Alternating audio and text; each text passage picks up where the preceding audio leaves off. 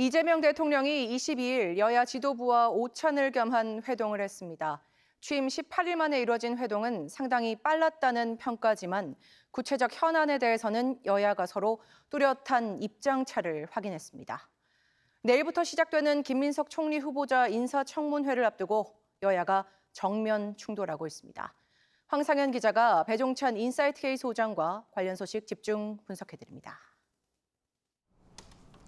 이재명 대통령이 취임 18일 만에 여야 지도부와 오찬을 겸한 회동을 했습니다. 일단 시점은 상당히 빨랐다는 평가를 받는 것 같은데, 소장님? 그렇습니다. 좋게 평가해야죠. 소통을 하는 것이고 또 이재명 대통령이 G7 다녀온 이후에 그런 국제 외교 또 국내 현안들을 두루두루 또 야당 지도부로 또 선수들도 들으면서 소통하는 거 아니겠습니까? 이런 게 좋은 거죠. 그래서 소통을 하는 것 자체가 좋은 것이고 또 현안을 놓고서 야당의 의견까지도 여당뿐만 아니라 반영한다는 것이 좋은 것이고 더 좋은 것은 앞으로 얼마나 이걸 자주 지속적으로 하느냐가 중요할 것으로 보입니다.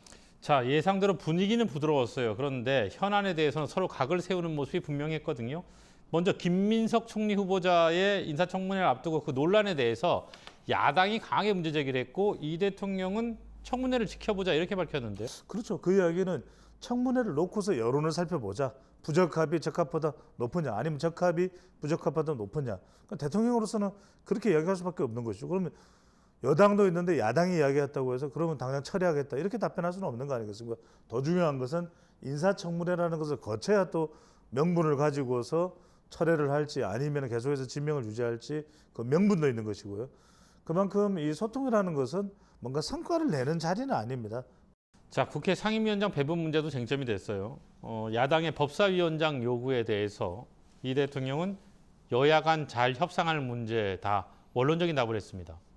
그렇죠. 대통령도 그렇게 얘기할 수밖에 없죠. 그러면 여당의 입장도 있는 것이고 여당으로서는 그렇게 못하는 가장 큰 이유는 지금 각종 법안들을 통과시켜야 되는 정부 임기 초반인데 그것도 이미 법사위원장은 2년 동안 더불어민주당이 자리를 가지기로 했는데 지금 와서 그것을 내줄 수는 없는 것이고 야당으로서는 또 정치 도의상으로 보면은 견제와 균형이라는 입장에서 국민의힘으로 야당 쪽으로 생각할 수 있습니다만 현실적으로 민주당이 법사위원장을 내주지는 않을 것으로 보입니다. 자, 더불어민주당 당대표 선거는 정청래 의원과 박찬대 의원의 진검승부로 치러질 것으로 보입니다. 선거 판세 어떻게 보세요?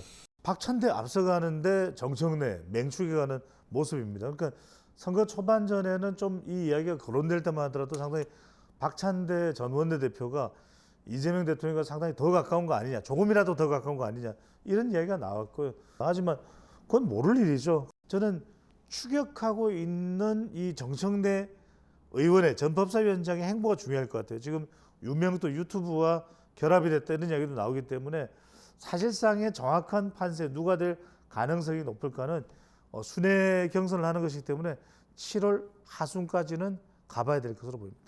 자, 국민의힘도 8월 전당대회 개최를 기정사실화하는 모습인데요. 김문수, 한동훈, 안철수, 나경원 이렇게 사파전으로 보는 시각이 대체적인 것 같아요. 그렇죠. 이제 그렇게 보는 시각이 대체적이긴 합니다만 우리가 더 냉철하게 봤을 때는 김한 대전이죠. 지난번 재소환돼서 김문수, 한동훈 그러니까 결국 두 사람이 이제 출마를 최종적으로 결정하게 된다면 한동훈 전 대표가 뭔가 히든 카드가 있느냐.